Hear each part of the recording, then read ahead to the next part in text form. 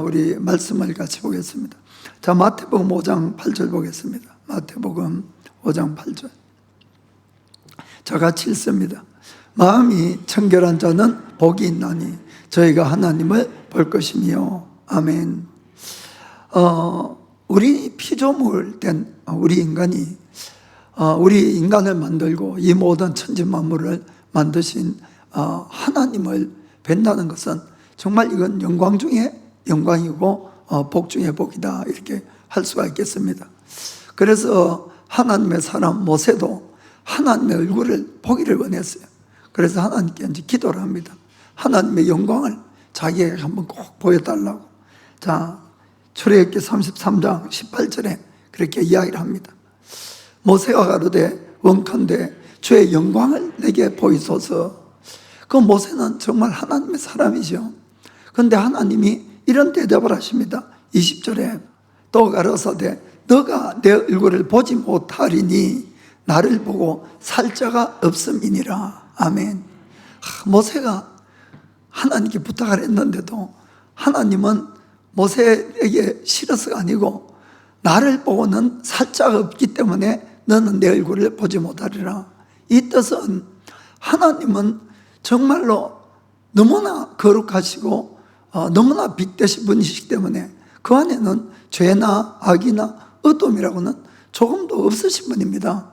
그래서 우리가 하나님 앞에 나갈 때 아주 작은 죄가 있다 할지라도 그 죄 때문에 죽는 거예요. 그래서 하나님이 모세를 위해서 네가 내 얼굴을 보지 못하리라. 그런데 이제 하나님이 은혜를 베풀었어요, 모세에게는. 그래서 바위 틈 사이에 모세를 세우고 하나님의 손으로 가려고 하나님이 지나간 다음에 하나님의 뒷모습을 보여주시죠. 그래서 우리가 하나님을 다들 뵙기를 원하는 줄 압니다. 그 교회까지 왔지. 그래서 하나님을 뵐 수 있는 방법은 내 마음을 깨끗하게 하는 방법밖에 없다는 거예요. 그게 주님을 만나는 길입니다. 그럼 어떤 마음이 깨끗한 마음일까 하는 거죠. 예수님은 사람의 마음에 대해서 마가복음 7장 21절부터 23절에 이렇게 말씀합니다. 속에서 곧 사람의 마음에서 나오는 것은 악한 생각, 곧 음란과 도적질과 살인과 간음과 탐욕과 악독과 속임과 음탕과 흘기는 돈과 회방과 교만과 광패니 이 모든 악한 것이 다 속에서 나와서 사람을 더럽게 하느니라. 여기에 좋은 것이 하나도 없어요. 좋은 것이. 사실은 이런 것들이 우리 마음에 다 있다는 거예요. 우리 마음속에. 그러니까 지금 이 스크린을 딱 비춰서 우리 마음을 다 비춰보면은 여기 한 사람도 못 있을 것 같아요. 우리가 겉으로 실제로 죄를 안 짓는다고 해도 마음속에는 수많은 죄를 짓고 사는 것이 우리 인간인 겁니다. 그러니 이 마음으로 어떻게 깨끗한 마음을 가질 수가 있느냐 하는 거겠죠. 그래서 이 인간의 마음은 죄로 완전히 부패해버려요. 완전히 더러워져 있죠. 그래서 예레미야 선지자는 17장 9절에 이런 이야기를 합니다.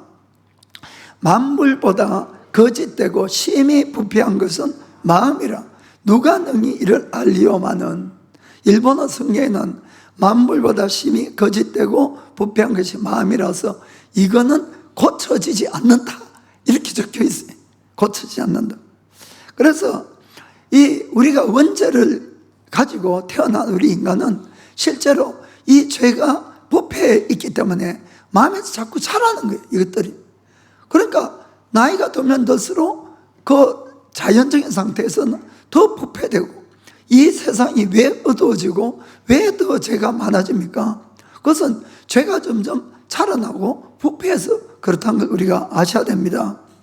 그래서 우리가 이 자연계에서도 예를 들어 부패한 음식이 있어요. 부패한. 그러면은 어떠한 방법을 써도 이거는 원래대로 돌아가기는 못하는 거예요. 원래대로. 그런데 이제 좀 지연을 시키는 방법은 있죠. 냉동고에 집어넣어 놓고 얼기면은 이게 이제 부패가 좀 멈춥니다. 그리고 이제 부패가 지연되는데 또 꺼내면은 또 이게 부패가 진행되는 거예요.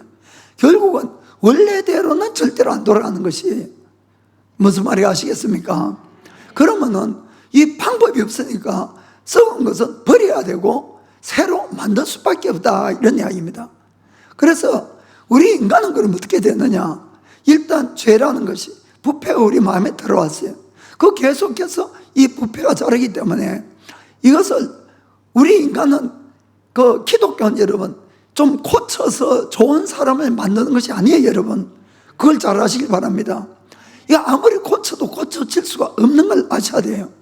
그러니까 뭐 우리가 고행을 하고 선행을 하고 도덕을 가르친다고 해서 인간이 좋은 마음을 가질 수는 없다는 거예요. 무슨 말이 아시겠습니까? 그러니까 썩은 것은 버리고 죽게 하고 새로 태어나게 할 수밖에 없다는 것입니다. 이것이 바로 기독교의 구원의 원리라는 것을 여러분이 잘 기억을 하시길 바랍니다. 그래서 하나님은 우리의 부패한 이 죄성을 가진 인간을 이 죄의 부패에서 구원하기 위해서 어떻게 했는가 하면, 이것은 버려서 죽게 해서 다시 살게 하는 방법밖에 없는데, 인간을 죽이면은 끝나잖아요. 그래서 어떻게 했는가 하면은 하나님의 아들 예수님을 이 땅에 보내기 위해서 우리 인간의 모든 죄를 대신 지게 하고 예수님을 대신 죽게 한 것이에요. 그리고는 그 예수님의 죽음은 바로 나의 죄값으로 대신 죽은 거예요. 무슨 말인지 아시겠죠? 죄는 내가 짓고 벌은 내가 받아야 되는데 그 대가를 하나님은 우리에게가 아니라 아들 예수님을 통해서 죄값을 지불했다는 겁니다. 죽게 한 것이에요. 그것은 그렇게 해서 우리가 나의 죄가 얼마나 심각한 것을 깨달아서 내가 그 죄를 인정하고 그 죄를 회개하고, 그리고 예수님의 그 죽으심이 나를 대신해서 죽었다는 것을 인정하고 받아들이면은 그것이 바로 예수님의 대속을 믿는 거죠. 그렇게 하면은 그 사람은 하나님께서 죄가 없는 걸로 인정해 주는 겁니다. 이거 인정해 주는 거예요. 인정. 그러면은 그 사람은 죄에서 해방을 받을 수가 있어요. 그렇게 한 다음에 하나님은 다시 우리에게 하나님의 영을 부어주세요. 우리 인간은 이미 안 되니까 하나님의 영을 부어줘서 새 생명을 주시고 새 사람으로 태어나게 하는 겁니다. 그렇게 해서 인간은 구원을 받는 것이에요. 무슨 말인지 아시겠죠? 그렇게 해서 하나님과 내가 계약을 맺는 것이 있어요. 그것이 뭔가 하면은 예수님의 죽음을 나의 죽음으로, 예수님의 부활을 나의 부활로, 그것을 계약을 맺는 것이 바로 물 세례를 받는 거예요. 무슨 말인지 아시겠죠? 그 베드로가 사도행전 2장 38절에 이렇게 이야기합니다. 베드로가 가로되 너희가 회개하여 각각 예수 그리스도의 이름으로 세례를 받고 죄 사함을 얻어라. 그리하면은 성령을 선물로 받으리니. 아멘. 그렇게 해서 내가 직접 죽지는 않았지만은 예수님의 죽음이 나의 죽음이 될 때에 진짜로 받아들인 사람은 성령님 오시는 거예요. 그렇게 해서 그 사람은 새로 태어난다는 것을 아시길 바랍니다. 그래서 죄로 부패한 우리 인간은 어떠한 노력을 하거나 어떠한 고행을 하거나 선행을 아무리 많이 한다 해도 절대로 내 마음이 깨끗해지지 않는 거예요, 여러분. 이것이 바로 세상 철학이나 종교나 도덕과 기독교가 가장 다른 것이 바로 여기에 있다는 겁니다.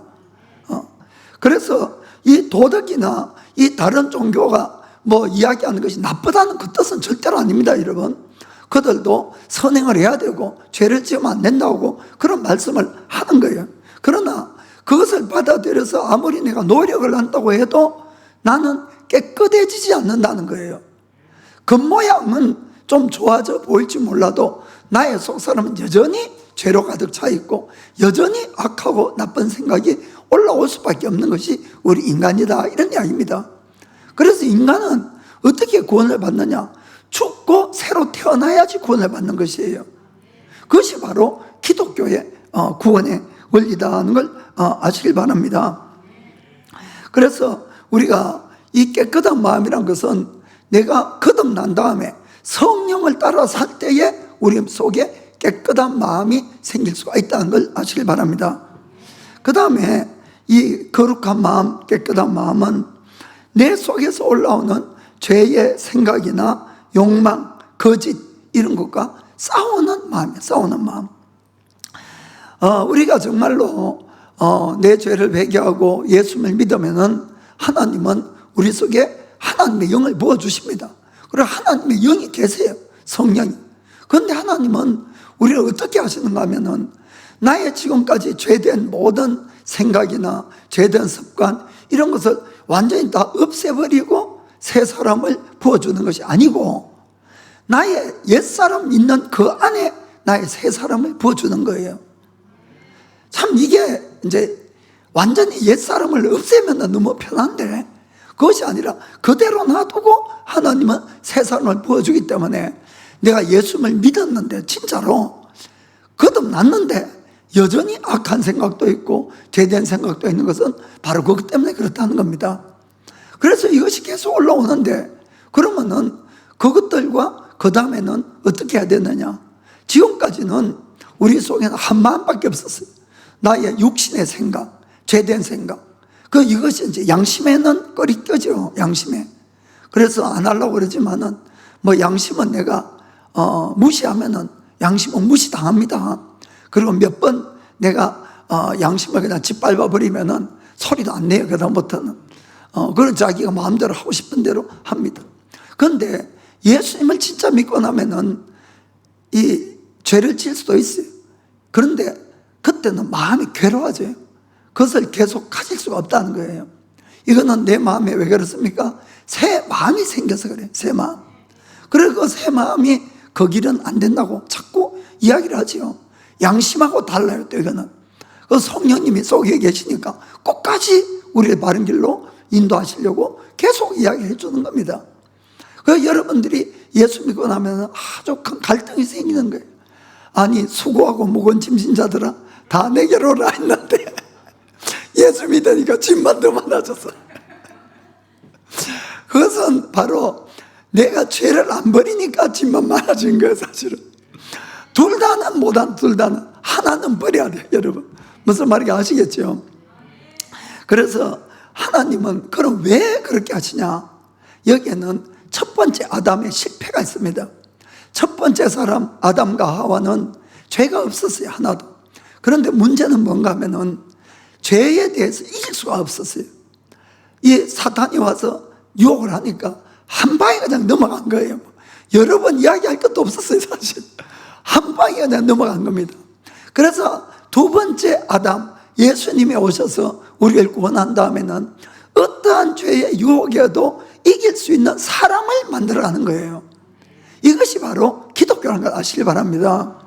그래서 구원받은 다음에는 거룩을 향해서 나아야 되는 거예요. 이걸 성화의 과정 이렇게 이야기를 하는데, 그래서 우리가 예수님을 믿고 나면 새로운 이 근심 걱정이 생기지만은 그러나 여기서 이겨나가야 된다는 겁니다. 그렇게 함으로 나의 속사람이 점점 강건해지고 내가 믿음의 사람이 되어가는 것이에요. 그럼 그 다음에 어떠한 죄도 이길 수 있게 된다는 겁니다. 그래서 하나님은 그 목적으로 우리에게 옛사람이 있는 데서 새 사람을 부어준 거예요. 그 결국은 신앙생활에서 가장 힘든 게 누구냐 하면 내 자신이다. 내 자신. 뭐 남이 이야기하는 거는 그렇게 힘들 거 없어요. 내가 나를 이기면 다 이기는 거예요. 그래서 여러분들이 여러분의 겉사람을 이겨야 됩니다. 그래서 우리가 이것은 예수님을 믿었기 때문에 또 내가 하나님의 큰 은혜를 받고 또 기름 부음을 받았다고 내 속에 죄된 생각이 일어나지 않는다. 그건 절대로 없다는 거예요. 누구라도 죄된 생각이 올라오는 겁니다. 그 당신뿐만 아니니까 걱정하지 마세요. 어떤 분들은 이제 상담해 와요. 아니 예수님 믿고 처음엔 너무 좋았는데 늘 요새 막 그런 죄된 생각하고 싸우고 고민이 있다고 그런 이야기를 합니다. 그러면은 그래요. 저도 똑같고 겉보기에는 다 안 그런 것 같아요. 다 똑같다 그랬어요. 다만 그 사람들은 이기려고 오늘도 애를 쓰고 싸울 뿐이라고. 아멘. 이건 사도 바울도 마찬가지였어요. 사도 바울도 그렇기 때문에 그가 고린도전서 9장 27절에 이렇게 이야기를 합니다. 내가 내 몸을 쳐서 복종하게 하면 내가 남에게 전파한 후에 자기가 도리어 버림이 될까 두려워함이로라. 아멘. 사도 바울같이 성령 충만한 이런 분들도 늘 그냥 죄된 생각이 하나도 없어서 바른 길을 끝까지 간 것이 아니란 거예요. 때로는 딴 생각도 있고, 때로는 주의 일을 하기 싫을 것도 있었을 거고. 그런데 그럴 때는 어떻게 해야 되냐? 내 몸을 쳐서 복종시켰다는 겁니다. 이해가 되십니까? 그거 때로는 우리가 꼭 아무리 기도해도 안 될 때는 억지로라도 해야 되는 거예요. 무슨 말인지 아시겠죠? 그걸 내 몸을 치는 거예요. 그냥 내 마음이 하고 싶은 대로 다 해서 따라가서 승리할 수 있는 것은 아니라는 겁니다. 때로는 성령 충만도 안 되고, 기도해도 안 되고, 금식해도 안 되고, 그렇더라도 억지로라도 우리가 바른 길을 선택하고 가는 것이 신앙생활이라는 것을 꼭 믿기를 축복합니다. 그렇게 해서 우리가 가면서 가는 겁니다. 그래서 우리가 이 정결한 마음 가는 것은 우리 마음속에 어떠한 죄의 생각이나 또 욕망이나 이런 것이 전혀 없는 상태가 아니라는 거예요. 그건 불가능합니다, 여러분. 그것이 아니고 언제나 이런 죄의 생각이나 욕망이나 거짓이 올라올 때 싸워가는 마음이 거룩한 마음이에요. 아멘. 자, 오늘 참 중요한 것을 말씀드리고 싶은 것은 우리가 이 거룩하지 않으면 하나님을 볼 수 없다는 겁니다. 여러분, 이건 우리가 좀 심각하게 생각을 하셔야 돼요. 지금은 다들 예수님 안 믿는 사람도 세상 끝이다 이런 일들을 많이 합니다. 그래서 우리가 세상 끝에 예수님이 오시고 휴거가 이제 들림받는 것이 일어나니까 또 크리스찬들 모이면은 휴거가 언제 일어날까 이야기하면서 휴거 때 과연 내가 들림을 받을 수 있을까? 이것이 이제 의문이잖아요. 또 만약에 우리가 살아있는 동안 예수님 안 오시면은 우리가 죽고 우리가 먼저 예수님 앞에 가겠지요. 그럴 때 과연 나는 구원을 받을 수 있을까 하는 생각들을 한번 해볼 겁니다. 근데 그때 가장 중요한 것이 뭔가 하면은 내 마음의 거룩이라는 것을 여러분이 아시기 바랍니다. 우리가 아무리 사람으로부터 우리 신앙생활 잘한다고 칭찬을 많이 받는다 할지라도 만약에 내가 구원받지 못하면 아무 소용이 없는 것이, 내가 아무리 목사를 해서 수많은 사람을 예수님께로 인도를 했다 할지라도 구원받지 못하면 아무 소용이 없는 것이, 오히려 그 인생이 가장 최악의 인생을 보냈다 이렇게 할 수가 있겠습니다. 그래서 우리가 내 마음의 거룩함은 힘들어서 안 되니까 할 수 없다 이렇게 포기할 수 있는 것이 절대로 아니란 걸 아시기 바랍니다, 여러분. 왜냐하면 절대로 거룩해야 돼요. 끝까지 거룩하지 않으면 하나님을 볼 수가 없기 때문에 그래요. 이건 정말 아주 중요한 문제입니다, 여러분. 그 뜻은 휴거가 일어날 때에 그 사람 휴거 못 받습니다. 분명히 제가 말씀드릴게요.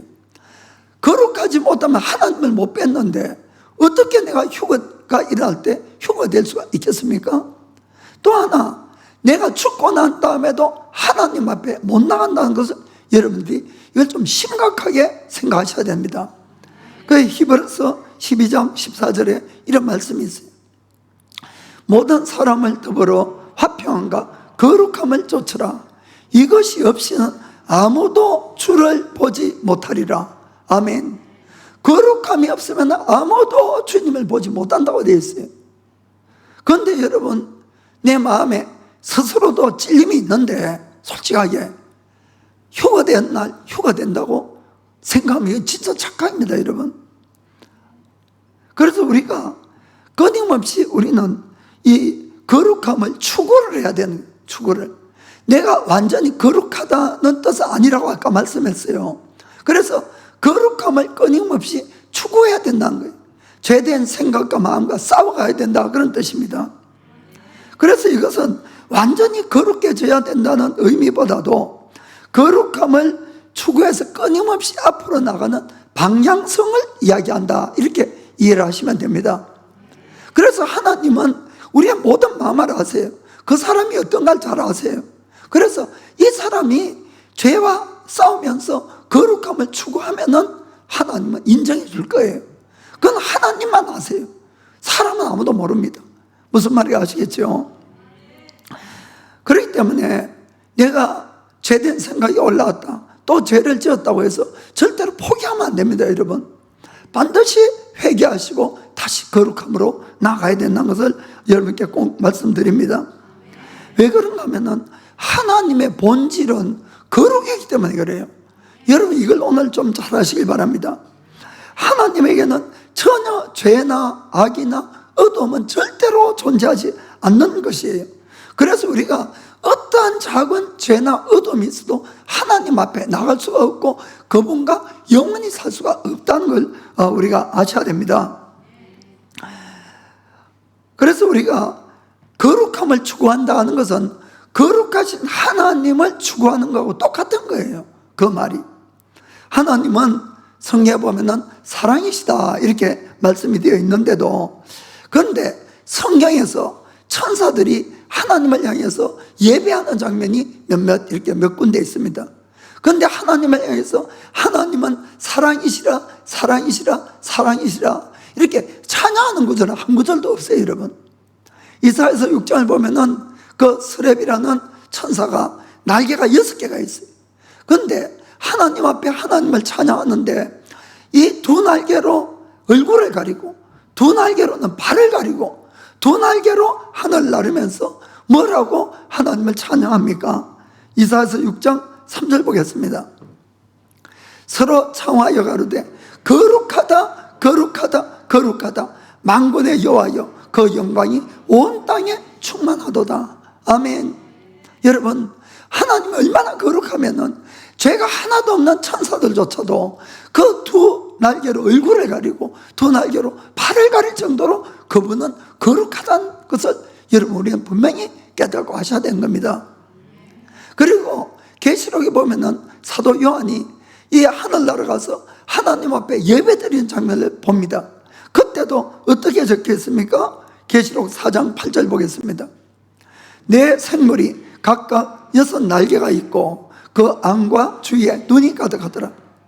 그들이 밤낮 쉬지 않고 이르기를 거룩하다 거룩하다 거룩하다 주 하나님 곧 전능하신 이여 전에도 계셨고 이제도 계시고 장차 오실 자라 하고. 아멘. 여기도 하나님은 거룩하다 거룩하다 거룩하다 이렇게 찬양하는 겁니다. 우리가 휴가가 된 다음에 또 죽은 다음에 이 거룩하신 하나님과 영원히 함께 사는 거예요. 그렇기 때문에 내가 청결하지 못하면 이분과 함께 있을 수가 없다는 걸 분명히 기억하셔야 됩니다. 그래서 우리가 우리의 거룩은 다른 마음의 어떠한 상태보다도 가장 중요한 것이에요. 이거는 왜냐하면 나의 휴거, 나의 구원과 아주 밀접한 관계가 나의 마음의 청결에 달려있다는 겁니다. 그래서 우리가 하나님께서 우리 인간을 구원한 목적이 몇 가지 분명히 적혀 있어요. 그건 뭔가 하면은 우리가 옛날의 죄와 악과 불의를 버리고 우리가 거룩해지는 것이라고 분명히 되어 있습니다. 자, 베드로전서 1장 14절부터 17절 보겠습니다. 너희가 순종하는 자식처럼 이전 알지 못한 때에 쫓던 너희 사욕을 본삼지 말고, 자, 오직 너희를 부르신 거룩한 자처럼 너희도 모든 행실에 거룩한 자가 되라. 기록하였으되 내가 거룩하니 너희도 거룩할지어다 하셨느니라. 17절에 외모로 보시지 않고 각 사람의 행위대로 판단하시는 자를 너희가 아버지라 부르는 적 너희의 나그네로 있을 때를 두려움으로 지내라. 아멘. 죄에 대해서는 두려움으로 지내라, 그렇게 이야기하는 겁니다. 아멘. 데살로니가 전서 4장 3절 앞부분만 하나님의 뜻은 이것이니 너희의 거룩함이라. 아멘. 하나님의 뜻이 분명히 나와 있어요. 우리의 거룩함이란 겁니다. 아멘. 여러분, 그래서 우리가 모든 신앙생활이 다 중요하지만은 이 나의 마음이 정말 깨끗한가, 거룩함이 가장 중요하다는 걸 여러분 아셔야 됩니다. 이게 무슨 말인가 하면은 우리가 예배도 잘 드리고 정말 기도도 열심히 하고 봉사도 많이 하고 헌금도 엄청나게 많이 하고 옆 사람들 구제도 엄청나게 많이 했다 할지라도 혹시 내 마음에 더러움이 있으면은 여러분 구원 못 받습니다. 여러분, 이건 분명히 아셔야 돼요. 사도행전 5장에 보면은 아나니아와 삽비라 부부 이야기가 나옵니다. 거기에 그들은 자기의 땅을 팔았어요. 그리고는 그 땅 판값을 하나님께 가져와서 그걸 헌금으로 드렸어요. 그런데 문제는 뭔가 하면은 그 땅을 팔았지만은 그 일부를 감춰두고 그리고는 그 나머지를 전부라고 속였다는 거예요. 그렇게 해서 하나님께 드린 겁니다. 사람들이 보면은 여러분 땅 판값이니까 일부를 감췄다 할지라도 얼마나 큰 돈이겠어요. 와, 저 사람들 막 대단하다, 대단하다. 어떻게 땅을 팔아서, 자기 땅을 팔아서 그걸 하나님께 드리냐. 그거 다 감탄할 거예요. 그러나 하나님은 뭘 보세요? 우리의 마음을 보신다고 되어 있어요. 그 부분은 안타깝게도 그들이 하나님을 속인 것 때문에 죽었어요. 바로 그 자리에서. 여러분, 이건 정말 무시무시한 이야기예요. 사실은. 사도행전 5장 3절 보겠습니다. 베드로가 가로되 아나니아야, 어찌하여 사단이 내 마음에 가득하여 너의 성령을, 내가 성령을 속이고 땅값 일마를 감췄느냐. 아멘. 마음에 악이, 사탄이 가득했다는 거예요. 그 모양이 아니다, 이런 이야기입니다. 그들이 솔직하게 이 땅 판값에 일부 미다하고 드렸어도 얼마나 칭찬받을 일입니까? 사실은 안 드려도 괜찮아요. 사실은 무슨 말인지 아시겠습니까? 문제는 뭡니까? 속였다는 거예요. 마음에 거짓이 들어왔어요. 여러분, 그러니까 뭘 한다가 중요한 것이 아니고 내 마음이 얼마나 정결하냐 하는 것이 더욱 중요하다는 걸, 이거를 항상 기억하셔야 됩니다. 하나님은 끝이 아니라 늘 우리의 마음을 보신다는 겁니다. 아멘. 그들이 금액이 아니라 거짓말 때문에 결국 죽은 거예요. 우리는 이런 성경의 예를 절대 가볍게 생각하면 안 됩니다. 여러분, 왜냐하면 하나님은 어제나 오늘이나 영원히 동일하신 거예요. 그때의 기준이나 지금의 기준이나 하나님의 기준은 변함이 없다는 걸 아셔야 됩니다. 이 세상이 지금 죄로 가득 찼다고 해도 하나님의 기준을 내리지는 절대로 않는다는 거예요. 여러분, 정말 이걸 명심해야 됩니다. 그래서 사도 바울은 우리에게 이렇게 권면합니다. 빌립보서 2장 12절에 그러므로 나의 사랑하는 자들아, 너희가 나 있을 때뿐 아니라 더욱 지금 나 없을 때에도 항상 복종하여 두렵고 떨림으로 너희 구원을 이루라. 아멘. 사도 사기 베드로도 너희가 나 그래도 있을 때를 두려움으로 지내라. 그건 죄에 대해서 그런 거예요. 여러분, 하나님에 대해서 우리가 기뻐해야 되겠죠. 무슨 말인지 아시겠죠? 이건 어떤 뜻이겠습니까? 우리가 예수를 믿으면 정말로 죄사함을 받고 하나님의 성령도 받고 구원받았어요. 그런데 어느 날 죄의 유혹이 왔습니다. 그때 내가 그 달콤한 유혹에 또 넘어가서 그걸 붙들었어요. 그리고 그걸 즐겼습니다. 그러면 내 마음이 정결할까 하는 거죠. 아니지요. 그래서 우리가 구원받은 다음에도 정말로 나의 마음의 거룩함에 대해서, 청결함에 대해서 우리는 늘 진지하게 생각하셔야 돼요. 진지하게. 가볍게 생각하면 안 된다는 겁니다. 내 마음에 일어나는 모든 죄된 생각, 또 이런 모든 것들 정말 우리는 진지하게 생각해야 되는 겁니다. 거룩하지 않는 모든 것에 대해서 진지하게 생각해서 이걸 버리려고 해야 된다는 것입니다. 그것이 바로 나의 구원을 두려움으로 떨림으로 이루어가는 거예요.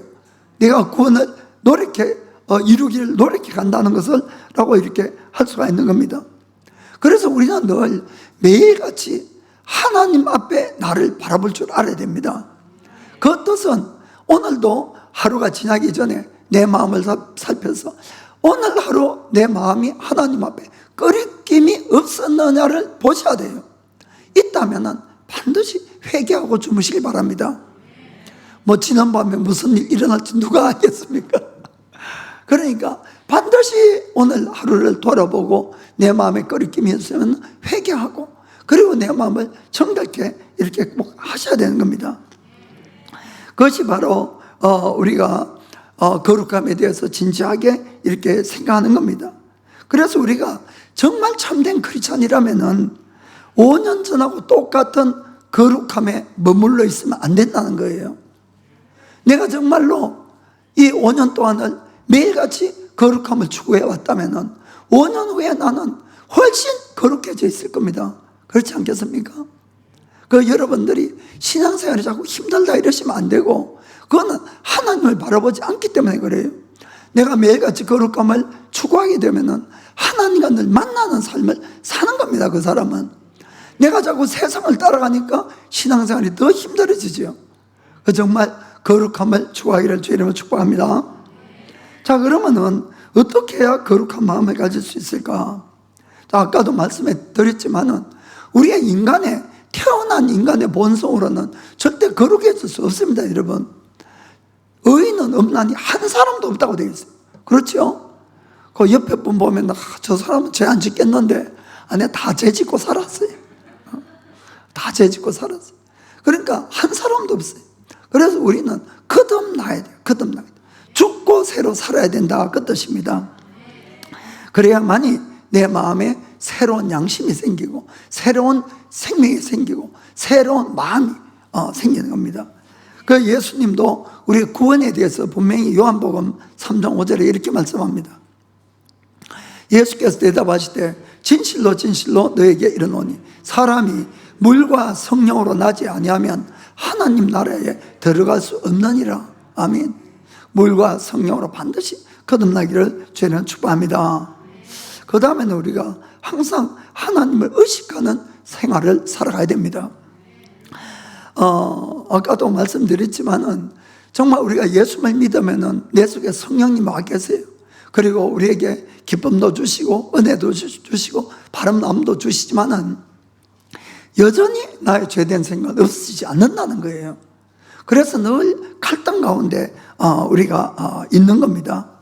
사도 바울조차도 이런 고백을 합니다. 자, 로마서 7장 21절부터 24절에 그러므로 내가 한 법을 깨달았노니 곧 선을 행하기 원하는 나에게 악이 함께 있는 것이로다. 내 속 사람으로는 하나님의 법을 즐거워하되 내 지체 속에 한 다른 법이 내 마음의 법과 싸워 내 지체 속에 있는 죄의 법 아래로 나를 사로잡아 오는 것을 보는도다. 오라 나는 공고한 사람이로다. 이 사마의 몸에서 누가 나를 건져내랴. 아멘. 여러분들이 예수님 믿고 나서 갈등이 막 생기는 것은 절대로 이상한 것이 아닙니다. 바울도 이런 고백을 하는데 우리야 오직 하겠습니까? 그래서 예수님 믿고 나면 분명히 내 속에 새 사람이 생기니까 정말 바울이 고백처럼 하나님 말씀대로 살고 싶어 해요. 그 마음은. 그리고 하나님 위해서 헌신도 하고 더 충성도 하고. 그런데 또 한편으로는 여전히 나의 옛사람은 나를 죄 아래로 끌고 가려고 이렇게 하고 있다는 것이죠. 그때로는 사도 바울도 죄에 끌려가서 정말 오라 나는 공고한 사람이로다. 이 사망의 몸에서 누가 나를 건져낼 수 있을까? 이렇게까지 고백한 걸 우리가 볼 수가 있습니다. 그래서 우리가 좋은 방법이 뭔가 하면은 늘 하나님이 나의 모든 말하는 것을 듣고 계시고 나의 모든 행동을 보고 계신다고 인식을 하는 거예요. 실제로 그렇습니다. 실제로. 그러면은 우리는 죄를 멀리 하려고 해요. 내 스스로가 죄된 걸 올라와도. 그러니까 우리가 요셉을 보면 알죠. 요셉이 보디발의 아내가 유혹을 했을 때 뭐라고 이야기를 합니까? 어찌 내가 하나님 앞에서 이 큰 죄를 범할 수 있으리요? 이렇게 이야기를 했잖아요. 그러니까 이 청년 요셉은 항상 하나님을 보고 있었다는 거예요. 노예가 되었어도. 그렇죠. 그러니까 하나님의 보는 앞에 내가 어떻게 죄를 질 수가 있습니까? 때로는 이제 운전한 사람들은 알지만은 운전하다 보면은 이 차선을 위반하거나 속도 위반하는 거는 그냥 쉽게 다들 잘해요, 사실. 저도 종종 하고 그렇게 합니다. 그래서 이제 그런 사람들이 이런 쉽게 이렇게 하는데 그런데 안 할 때가 있어요. 언제입니까? 앞에 경찰관이 딱 있잖아요. 경찰관이 있으면 안 하죠. 괜히 스피드 위반하거나 차선 위반하면 딱지 떼니까 벌금이 나오니까 그거 안 하는 거예요. 그러니까 마찬가지예요. 우리가 늘 하나님을 의식하면은 그렇게 된다는 거예요. 무슨 말이 아시겠죠? 그래서 우리가 신앙생활을 어떻게 하는가? 해바라기가 늘 태양을 향해서 얼굴을 이렇게 돌리는 거 알지요? 진짜 그렇습니다. 이 아침에는 동쪽을 바라보다가 이렇게 위를 보다가 서쪽을 바라봐요. 해바라기. 그 해바라기가 늘 태양을 바라보듯이 우리는 늘 주님을 바라보는 주바라기가 돼야 돼. 주바라기.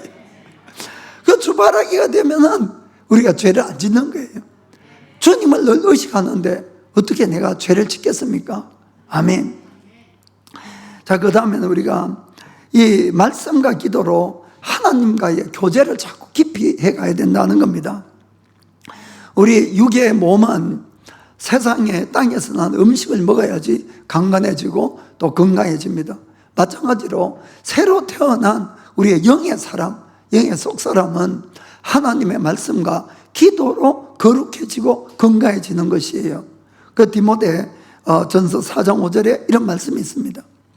하나님의 말씀과 기도로 거룩하여 짐이니라. 아멘. 그래서 우리가 나의 속사람이 자꾸 말씀과 기도로 우리가 강건해지도록 이렇게 만들어 가야 되는 겁니다. 그 여러분들이 이 말씀을 자꾸 의무적으로, 물론 처음에는 습관을 들이기 위해서 막 중요하긴 한데, 그러나 늘 성경을 읽을 때도 그렇고 기도할 때도 정말 살아계신 하나님의 말씀을 읽는다고 내가 읽고, 그리고 정말 살아계신 하나님이 나의 이 기도를 들으신다고 생각하고 기도를 하시길 바랍니다. 그러면은 하나님의 말씀을 읽을 때 이 말씀이 정말 살아서 운동력이 있고 내 가슴을 들어오는 거예요. 진짜로 가슴에. 또 그것뿐만 아니라 기도 가운데도 하나님의 임재를 분명히 느낄 수가 있는 겁니다. 그 하나님의 임재는 여러분 막 몸이 떨리고 전기가 찌릿찌릿하고 그런 거 아니에요. 여러분, 물론 막 가끔 그런 경우도 있지만은 그것이 아니라 하나님은 늘 마음으로 만난다는 걸 아시길 바랍니다. 그러니까 이 마음의 청결이 얼마나 중요한가 하면은, 우리가 육이 있고 우리가 몸 안에 마음이 있어요. 마음. 그 마음 안에 영이 있어요. 영이. 그러니까 하나님은 분명히 내 속에 와 계시는데도 왜 내가 그분을 못 만날까? 그분을 느끼질 못할까? 결국 내 마음이 더러운 거예요. 아직까지. 무슨 뜻인지 아시겠습니까? 그러니까 하나님하고 나하고 벽이 두꺼우니까 보이지 않는 거예요. 내 마음이 완전히 청결해지면은 그냥 하나님을 볼 수가 있다는 겁니다. 하나님을 느낄 수가 있는 것이에요. 그러면 말씀을 읽을 때 하나님의 음성이 진짜 들리는 거예요. 그리고는 기도할 때 그분의 임재가 바로바로 느껴지는 겁니다. 그것이 안 되는 이유는 내 마음의 벽이 두꺼워서 그래. 이게 청결하지 못하니까 그렇다는 걸 아시기 바랍니다. 그건 눈만 감으면 캄캄하지 뭐 그냥.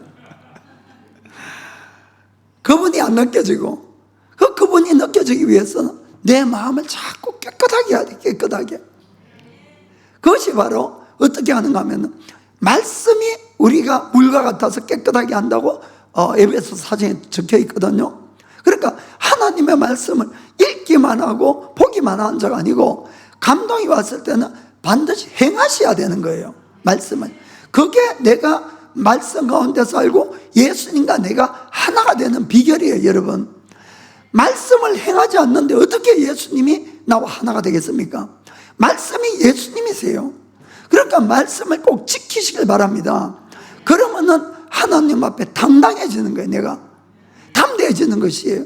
그분을 만날 수가 있어요. 그러니까 성경 말씀만 머리에 잔뜩 넣고 행하지 않으면은 아무 일도 일어나지 않고 오히려 마음만 자꾸 답답해지는 겁니다. 그것이 아니라 하나님이 감동을 주시면은 행하셔야 돼요. 행하셔야 돼요. 그게 내가 예수님 안으로 들어가는 방법입니다. 그 예수님 말씀이 내 속에 있고, 그러니까 요한복음 15장 7절에 보면은 너희가 내 안에 있고 내 말이 너희 안에 있으면은 너희가 무엇이든지 원하라 그대로 되리라. 아멘.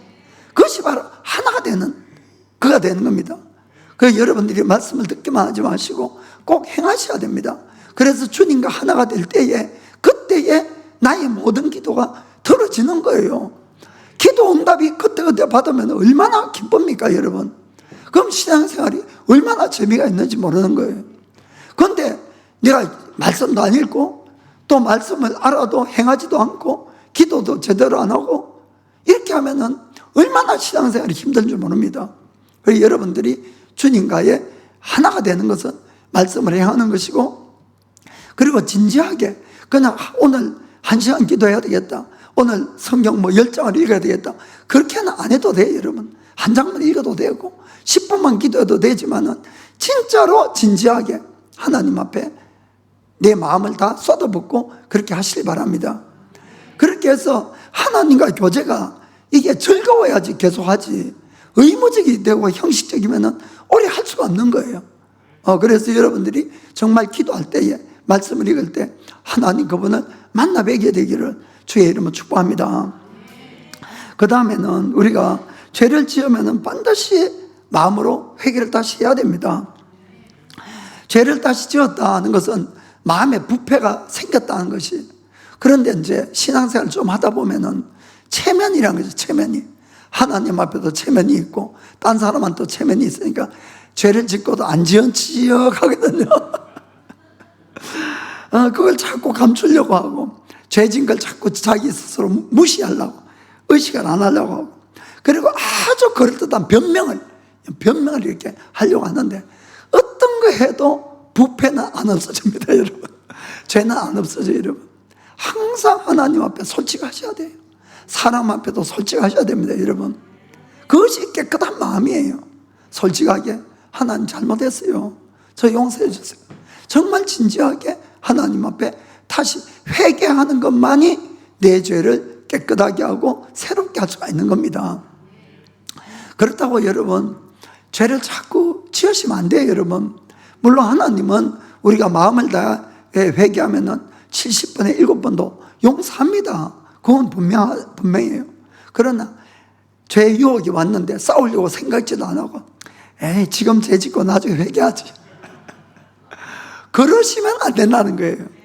그러면은 히브리서 10장에도 분명히 짐짓, 일부러 죄 짓는 사람은 회개할 수 없다 이렇게 되어 있어요, 여러분.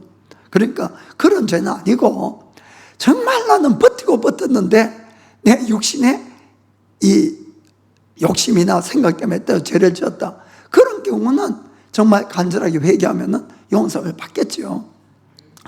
그러나 이 회개도 시간이 자꾸 지나면 여러분, 하나님 회개를 금방 안 받아주십니다, 여러분.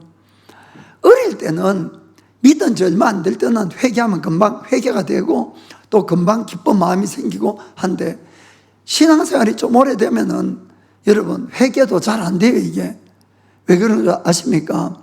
죄하고 계속 싸우라는 겁니다. 그리고는 우리가 시간이 지나면은 그만큼 신앙의 성장이 있어야 된다는 걸 하나님은 원하기 때문에 그런 거예요. 그래서 내가 신앙이 성장을 했는데 죄를 지으면은 그때는 정말로 금식도 해야 되고 정말로 울고 불고 정말 눈물, 콧물 다 이렇게 해야지 회개가 되니까 죄하고는 싸우시길 바랍니다. 그런데 우리가 정말 진실로 회개하면은 하나님은 반드시 용서하세요. 그리고 또 새로운 기회를 주십니다. 자, 요한일서 1장 9절 보겠습니다. 만일 우리가 우리 죄를 자백하면 하나님은 미쁘시고 의로우사 우리 죄를 사하시며 모든 불의에서 우리를 깨끗게 하실 것이요. 아멘. 자, 그러면 이 마음이 깨끗한 자가 받는 복이 뭘까? 먼저는 언제나 하나님을 볼 수 있는 복이 있는 것이에요. 그거는 죽고 난 다음에 이야기가 아니고 이 땅에서 신앙생활하면서 늘 기도할 때, 무할 때, 평소에도 늘 주님과 동행하는 삶이 되는 겁니다. 주님을 늘 바라볼 수 있는 복이 생기는 거예요. 정말 우리가 하나님과 함께 동행하게 되면 그 마음이 얼마나 기쁘고 감사하고, 세상에 무슨 일이 일어난다 할지라도 전지하고 전능하신 하나님이 나와 함께 하는데 무엇이 두렵고 무엇이 어려울 것이 있겠냐 하는 이야기입니다. 그래서 정말 우리가 이 하나님과 함께하는 이 축복이 있기를 축복합니다. 그 다윗은 하나님과 교제하는 그 기쁨을 이렇게 고백했어요. 시편 84편 10절부터 11절에 주의 궁정에서 한 날이 다른 곳에서 첫날보다 나은즉 악인의 장막의 거함보다 내 하나님 문지기로 있는 것이 좋사오니 여호와 하나님은 해요 방패시라. 여호와께서 은혜와 영화를 주시며 정직히 행하는 자에게 좋은 것을 아끼지 아니하실 것이니이다. 아멘. 정직히 깨끗한 자에게 모든 걸 아끼지 않는 하나님을 믿으시기 바랍니다. 그 다음은 하나님을 점점 닮아가는 복이 생기는 겁니다. 우리의 신앙 목표는 예수님을 닮는 거예요. 그런데 예수님을 늘 바라보고 있으면 자연적 닮아가는 겁니다. 부부가 늘 같이 있으면 닮아가듯이 닮아가는 거예요. 그럼 우리가 예수님을 닮으면 닮을수록 하나님 아버지는 우리를 보실 때 더 기쁨이 넘치는 거예요.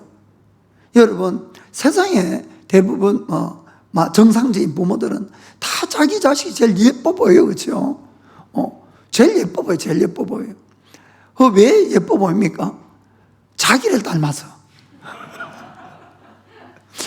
남을 닮아서 예뻐 보이는 게 아니고 자기를 닮았으니까 예뻐 보이죠. 내 자식이니까. 그러니까 우리가 예수님을 닮으면 닮을수록 하나님 아버지가 우리 보실 때 얼마나 기쁘겠냐 하는 그 이야기입니다. 그 다음에는 우리가 내 마음이 청결해질수록 하나님에게 아주 귀하게 쓰임을 받게 돼요. 귀한 자리로 올라갑니다. 여러분, 성경에 보면은 하나님은 큰 그릇이라고 쓰고 또 금그릇, 은그릇이라고 귀하게 쓰는 것이 아니라 깨끗한 그릇을 쓰신다 이렇게 되어 있어요. 자, 디모데후서 2장 20절 21절 큰 집에는 금이나 은의 그릇이 있을 뿐 아니요 나무와 질그릇도 있어 귀 쓰는 것도 있고 천이 쓰는 것도 있나니 그러므로 누구든지 이런 것에서 자기를 깨끗하게 하면 귀 쓰는 그릇이 되어 거룩하고 주인의 쓰심에 합당하며 모든 선한 일에 예비함이 되리라. 아멘. 어떤 분은 주님 왜 나를 안 쓰시냐고, 나를 안 쓰시냐고. 여러분, 방법은 나를 자꾸 깨끗하게 해가는 거예요. 그러면 반드시 쓰세요. 여러분, 성경은 그러잖아요. 금이라고 은이라고 큰 그릇이라고 귀 쓰는 것이 아니고 불의해서 깨끗하게 하면은 우리를 귀하게 쓰신다고 되어 있는 겁니다. 그래서 내가 깨끗해지는 것이 얼마나 큰 복이라는 것을 정말 깨닫기를 축복합니다. 마지막에는 예수님의 재림을 기뻐하며 맞이할 수 있는 축복이 생기는 거예요. 마음이 깨끗한 자는 언제나 예수님을 만날 준비가 되어 있는 것이에요. 왜냐하면 늘 주님을 바라보고 살고 있으니까. 그래서 그런 사람들에게는 예수님이 오신다는 것이 얼마나 기쁘고 감격스러운 그런 순간이 될 겁니다. 왜냐하면 이미 맞이할 준비가 됐기 때문에. 그런데 예수님을 믿는다고 하면서도 예수님을 맞이할 준비가 안 된 사람들이 있어요. 아직까지 마음이 껄끄럼하고 뭔가 걸리는 것이 있고 스스로도 이건 아닌데, 여러분 정말 그거 버리셔야 됩니다. 버리셔야 돼요. 이거는 그런 분들에게는 예수님의 재림이 얼마나 두려운 순간인지 모르는 겁니다. 이 사도 요한은 성경의 마지막에 이 오실 예수님을 아주 갈망하면서 마지막에 이렇게 기록합니다. 자, 계시록 22장 20절 이것들을 증거하신 이가 가라사대 내가 진실로 속히 오리라 하시거늘 아멘 주 예수여 오시옵소서. 그래서 예수님이 진실로 속히 오신다 그러니까 요한은 아멘 주 예수여 오시옵소서 이렇게 고백한 겁니다. 이 오시옵소서, 이 마라나타 이렇게 이제 고백을 한 거예요. 정말 예수님은 반드시 다시 오십니다. 여러분, 그때 아직도 내가 죄나 욕망이나 거짓에 더러운 옷을 입고 예수님 오시는 것이 두려워서 있는 자가 되어서는 절대로 안 되는 겁니다. 우리는 내 마음이 깨끗한 자가 되어서 예수님 오시는 것을 오히려 반갑게 맞이하는 그런 사람이 다 되어야 될 줄 믿습니다. 우리가 깨끗해지면 깨끗해질수록 주님을 더 닮아가고 주님께 더 귀하게 쓰임을 받고 무엇보다도 예수님이 오시는 그날을 오실 그 예수님을 정말 마음으로 기뻐하면서 아멘 주 예수여 오시옵소서 이렇게 고백할 수 있는 축복이 여기 있다는 걸 믿으시기 바랍니다. 그래서 매일같이 내 마음을 깨끗하게 하시고 주님과 동행하며 복된 삶을 살아가시기를 예수님의 이름으로 축복합니다. 자, 기도하겠습니다.